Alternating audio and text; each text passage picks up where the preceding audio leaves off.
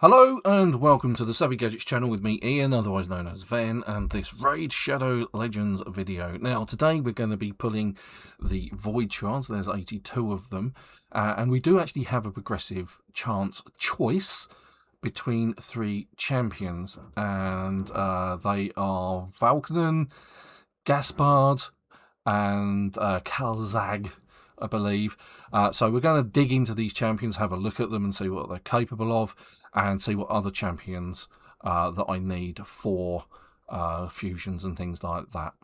Okay, so let's dig into these champions. Now, two of them are in fact undead, and they're down here on the bottom right. So they're Valkanen and Gaspard, who I lovingly refer to as Gaspode, who's a character from the Discworld novels. It's a dog that can actually talk. But not all these champions are equal, but they all have the same sort of focus, really. They do have something in common, and that is they're all good at Hydra. Now, Valkanen is the weakest, so I'm not going to go for him, but let's have a quick look at his kit. Attacks an enemy, this ignores shield. Has a 60% chance of increasing duration of all debuffs on target. That's actually quite handy. Also has an 80% chance of applying a debuff spread, which is quite nice. Taking random debuffs from the target and placing them on all other enemies under a hex. And he does a hex, which is further down. So attacks all enemies. This attack deals single target damage of each target individually rather than AoE damage. Before attacking, has an 80% chance of placing a hex. And debuff chance goes up to 100% when booked, and has a cooldown from 4 turns to 3 turns. Will ignore 20% of each enemy's resistance for each dead ally. Damage for this skill is increased by 10% for each debuff on each enemy. Damage is based on attack. Right, so Death's Bargain. I think this is probably part and parcel of the sort of crux of his kit. It says if you target an ally, if the ally is alive, and if you're doing auto, I don't think this happens, I think you have to do it manually. If the ally is alive, kills them and unlocks a secret skill, which is here, Malice Unleashed, also places a 25% weakened debuff for 2 turns and a True Fear debuff for 1 turn on all enemies. These debuffs cannot be resisted or blocked. Then fills the champion's meter by 75%. If the ally is dead, heals the champion by 50% of the ally's max HP. If all allies are dead, also unlocks the secret skill Malice Unleashed. Place a shield buff on this champion for 2 turns. The value of the shield is equal to any surplus heal. If this champion already has a shield buff, the value of the shield is increased by any surplus heal, then fills the champion's turn meter by 75%. So, shield, weaken, and True Fear, double cooldown when booked, making it a 3-turn cooldown. Malice Unleashed. There it is. So, attacks one enemy. Before attacking, steals all buffs from the target. Now, that's quite good. This is something that some Wukong does. This effect cannot be resisted. If the target has an attack equal to or higher than this champion's attack, this attack gains a bonus damage multiplier equal to the target's attack, not applicable to bosses. If the target attack is less than the champion's attack, this attack will ignore 50% of the target's defense. So that's quite a nice flip. The attack will also ignore block damage, unkillable, shield, ally protection buffs, places a block revive debuff on if the target is killed, damage based on attack. See, that's quite nice. So, Phantom Bulwark. Active effect. Places a shield buff on this champion each time an ally or enemy companion dies. The value of the shield is equal to 50% of the dead champion's max HP. The shield buff cannot be removed, stolen, or transferred, which is quite nice. If this champion is already under a shield buff, the value of the shield is increased by 50%.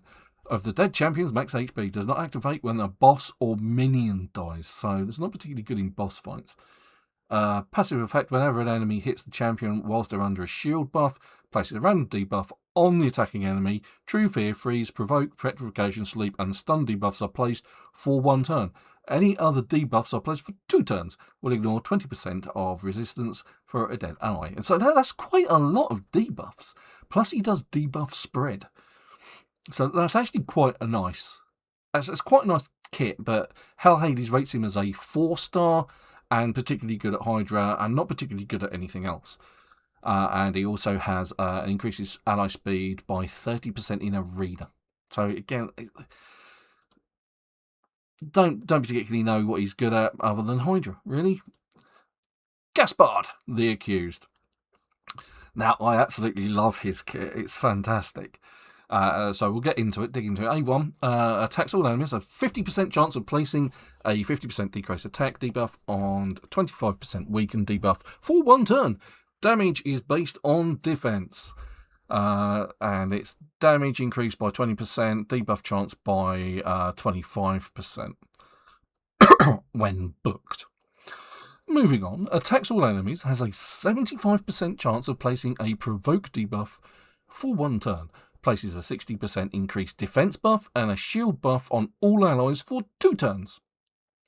The value of the shield is proportional to this champion's defense, and damage is based on defense. So you've got the provoke and the decrease and the shield. It's when booked, it has a 2-turn cooldown, so it will be a 3-turn cooldown, and debuff chance gets increased by 25%, which means it will be 100% when booked. And this is the ones that's really cool. You stand accused. Attacks 1 enemy, will ignore life barrier, poison cloud, shield, and block damage buffs, as well as 25% of the target's defense. If the target was killed by this skill, revives a random dead ally with 50% HP and 50% turn meter. This revive will ignore block revive. So if your champion was killed by another champion that hits you with block revive, it ignores it and just revives it. Anyway, places a block revive debuff on targets killed by this skill. Damage is based on defense. And from there it just gets more interesting. Whenever the champion kills or decapitates a Hydra head, fills the turn meters of all allies by 25% and heals them by 25% of their max HP. And Master of Wills. Whenever an enemy is revived, instantly activates the You Stand Accused skill against that enemy. If multiple enemies are revived, the initial target of the revive will be targeted by the You Stand Accused skill and will not put the You Stand Accused skill on cooldown. Has a 50% chance of activating the You Stand Accused skill on enemy whenever an ally is killed, occurs once per turn. Instantly activates the You Stand Accused skill against the Hydra head whenever an ally is consumed by that head. Will not put the You Stand Accused skill on cooldown. If multiple champions on the team with this skill, it doesn't activate, it just activates once. If you have a duplicate of this champion, if this particular champion is dead. Right, okay. But that's the fun part. That is what it is. It's the passive that keeps triggering this You Stand Accused, and that's what makes him great at Hydra. And increases ally defense in all battles. It's not specific to anywhere, it's just all round. So, that leaves us with the last guy, Kalzag, who is a member of the Ogryn tribes. There he is. Kalzag. Okay, so Kalzag Keyhulk. Now, the other two, Valkynon was a 4-star, Gaspard was a 4.5-star. According to Hell Hades, he's a 5-star, and he is just good everywhere. I think he has a 4.5-star on Spider Hard, and I think the Shogun Grove. So he's the one I'm going to go for. Let's have a look at his kit. Attacks enemy, transfers all debuffs from this champion to the target before attacking. This effect cannot be resisted by bosses. Has a 75% chance of placing True Fear, which is upped when it's booked to 100%. This debuff cannot be resisted by bosses. Damage is based on defense. Seismic Dissonance. Attacks all enemies 2 times. After the first hit, and that's quite a few debuffs, look, has a 75% chance, which then goes up to 100% when booked. Debuff on all enemies for 2 turns. These debuffs cannot be resisted by bosses. After a second hit, a 75% chance of placing 50% decrease accuracy debuff and a 50% decrease resistance debuff on all enemies for 2 turns. These debuffs cannot be resisted by bosses. Damage is based on defense. And then it has a 1 cooldown on a 4-turn, making it 3-turn. And it has a 20% damage when booked. Okay. Mindless Muscle. And this is the interesting one. Places a counterattack buff and an unkillable buff on all allies for 2 turns. Also places a taunt buff on this champion for 2 turns. If a boss is present in the current round, these buffs are protected, so they can't be stolen. It's a 6-turn cooldown. Booked comes down to 4. It's quite an interesting skill. And then we have Drone of Agony. Whenever the champion places a debuff on an enemy, deals damage equal to 1% of the max HP for each debuff they are currently under. Stacks up to 10%. Occurs once per skill and once per target. Damage based on enemy max HP. So I think it's either a toss-up between him and Gaspo, but I'm going to go for this guy. I kind of like that. I like the idea of the unkillable, to be honest. So let's have a look at my fusions. Pop-ups. Hate the pop-ups. So, fusion. I'm looking to fuse Lady Mikage, and I'm only missing 1 champion, and that is Lady Quillen. So, I'm hoping out of the 86, and the 82 shards that I've got, the 82 voids, that I'm going to get her. Fingers crossed. I'm going to get 82 rares, right? That's the most likely outcome of this video. It's just how it is. I did rather well in the last video. I got about 6 legendaries. So, you never know. Maybe I will get the guy that I want. So, it's either going to be him or him. I kind of like him, but I think I'm going for him. So, we'll confirm that. There we go. Right. Let's do some pulls. Okay, so the likelihood of me getting a legendary off of voids is not great. But you never know your luck. So let's do this. I can actually pull 10 here. I wasn't able to pull 10 when I did my Sacred Shard video. So let's pull 10. See what we get. A rare. Oh, there you go. Runekeeper Desert. Don't think I've got it. Maneater. Don't have him either. Andressa, got her. Harrier! And Harvester. So, actually, we've got 1, 2, 3. So, I think I've had her. Don't have him. He's a dwarf, so I think he would be good. And Maneater, he's usually used in Clan Boss in the Unkillable team. Okay, let's pull the next 10. So, we're now down to 72. Ooh! Sonar the Gleaming. That's nice. Painkeeper. Got 3 Painkeepers already. And now I have a 20% summoning chance. So, Solinar even. High elves, that's good. I need more high elves. Attacks all enemies. This attack is always critical if Nodla the Gloaming is on the same team. So it's like Cronin and Diomasa. Has a 60% chance of placing Fatigue debuff on all enemies for 1 turn. Passive effect has an 8% chance to counterattack with his skill whenever an enemy gets an extra turn or has an instant turn effect activated. Has a 15% chance to counterattack with his skill whenever an enemy has their turn meter increased. Okay. 60% chance of fatigue. Okay. Blazing Force. Attacks 1 enemy. This attack will always crit if Nodla the Gloaming, so having her is kind of crucial to this, I think. Is on the same team. Will ignore 10% of the target's defense for each buff on this champion. This champion is immune to all debuffs while this skill is not on cooldown. Whenever an enemy attempts to place a debuff on this champion whilst this skill is not on cooldown, the champion gains a random buff instead. And it's a 4-turn with 1 turn cooldown when booked and an increase of 25% damage.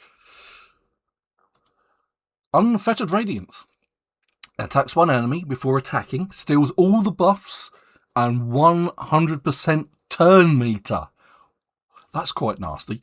If the target, from the target, if they're not under Stone Skin buff, which is quite a lot really. This effect cannot be resisted. This attack would always be critical if what's her face or his face is on the same team. Will ignore Stone Skin buffs. This champion receives 75% less damage on an enemy extra turns or instant turns whilst this skill is not on cooldown.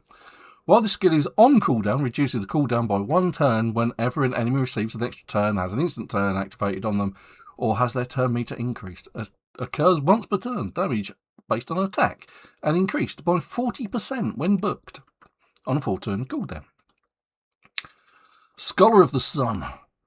Whenever an enemy receives healing, it has a 100% chance to reduce the amount of healing received to 0? That's nasty. This champion will receive that healing instead if Noldua the Gloaming is on the same team. Enemies will receive damage equal to the amount of healing instead. That's nasty. Once per round, if this champion is dead, revives this champion with 100% HP and 100% turn meter. Oh my god, that's actually really cool. Again, it depends on the other one. Then places a Magma Shield buff, and this champion of 2 turns, the value of the Magma Shield is equal to 300%. If the other one's on this team. I haven't seen the Magma Shield before. And this buff is protected, so it can't be stolen. He's really cool, but you really need Noldua the Gloaming. I've got no idea how to pronounce that. But yeah, I mean, in general, he seems pretty cool. Right, next 10.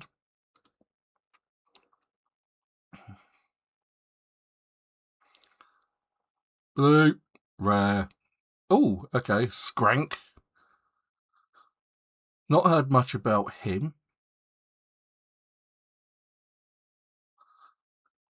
Cardinal, I've got her, and Renegade, I've got her, so more blues. So let's see what else we can do. Let's see if we can get another Lego. That would be nice.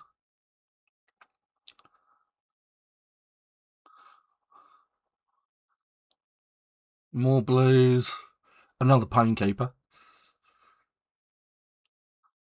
Painsmithy was quite useful early on. And we've got Ostrock's Bone Glaive. Okay, so that leaves us with the next 10. Which I think brings us down to 42. I'm quite pleased to got a Lego though. And he looks like he's quite a good Lego as well. But without the other character, I guess he's not that great. Okay, more rares. Cold Heart's useful though. I think I've only got 2 of those, so I think a third one's welcome. The rest, not so much.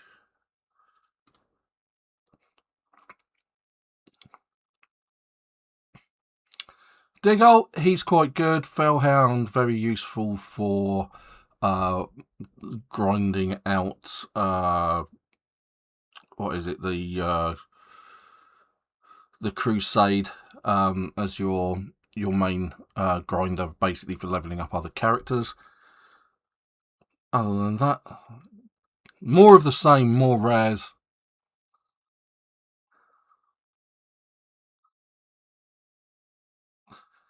Still no Lady Quinlan, which is quite upsetting. Because I really need her to get my hands on her. And Lady Mikage. Okay, so more of the same. Doom Screech. He's quite useful as a rare.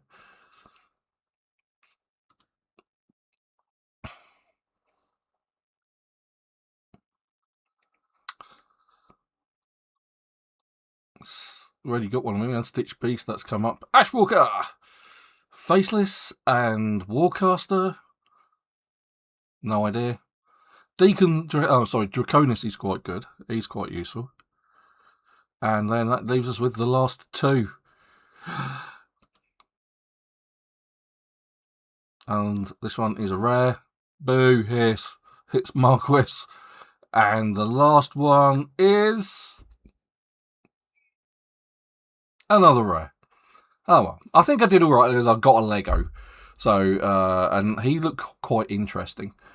So let's actually pull some Ancient Shards. I've actually gotten that. So earlier today. So let's see if we can get something else, because I do actually have some luck with getting. And they're all going to be rares, aren't they? Oh, no, I've got Deacon. I actually got him earlier. He's a duplicate, and that's actually pretty useful. So let's pull another 10. Let's just go for it.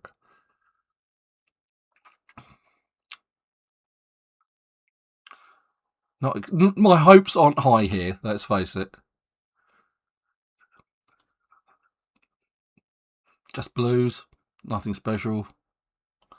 Valerie, she's a really good clan boss member, because she's one of those ones that has the duration on all enemy decreases the duration of debuffs on all allies by 1 turn, places a 25% increased attack on all allies for 2 turns, and when she's ascended, increases the duration of all buffs on all allies for 1 time. For 1 turn, and she's very useful as part of the Wixwell clan boss team. All right, let's go with the next one. And Tormentor. Oh, hello, Grimskin. And I got her. Oh, I've got a nut. I've got a 3rd nut. That's nice. See? What did I tell you? I get more out of Ancients than I do anything else.